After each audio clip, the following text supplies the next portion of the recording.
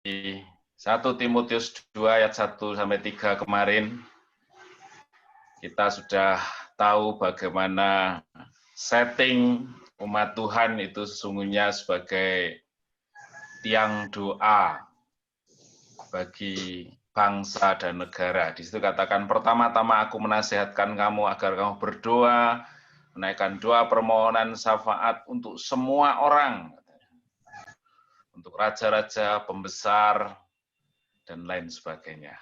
Jadi settingnya Tuhan, kita bertindak kalau di 1 Petrus 2 ayat 9 sebagai imam-imam yang melayani raja.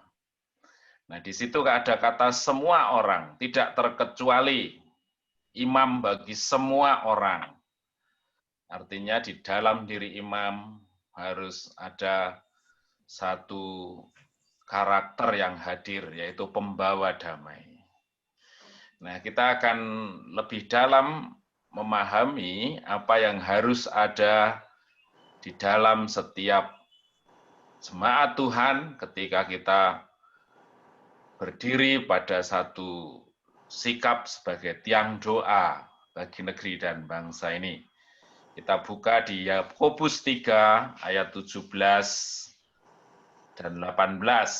Yakobus 3 ayat 17 dan 18. Itu menjelaskan mengenai hikmat yang datang dari surga. Tetapi hikmat yang datang dari atas, yaitu dari Tuhan, dari surga, adalah pertama-tama murni. Murni, seperti kemauannya Allah sendiri. Lanjutnya pendamai, ramah, penurut, penuh belas kasihan, dan buah-buah baik, tidak memihak dan tidak munafik. Dan buah yang terdiri dari kebenaran ditaburkan dalam damai untuk mereka yang mengadakan damai. Jadi di situ kata damai itu menjadi sesuatu yang digarisbawahi begitu.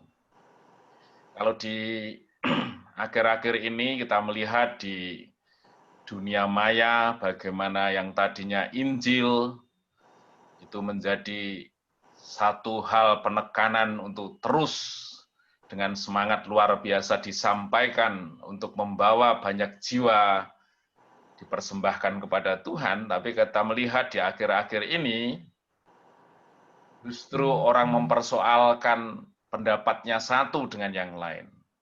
Tentu selalu semua menggunakan kata kebenaran begitu ya. Tapi di situ sampai ada kata-kata yang keras, yang pedas untuk berdebat satu dengan yang lain begitu. Sementara nilai kebenarannya ya semua orang sedang dalam tahap interpretasi. Nah, ayat 18 di sini katakan, dan buah yang terdiri dari kebenaran ditaburkan dalam damai untuk mereka yang membawa damai. Kita lihat dari versi bahasa Indonesia sehari-hari.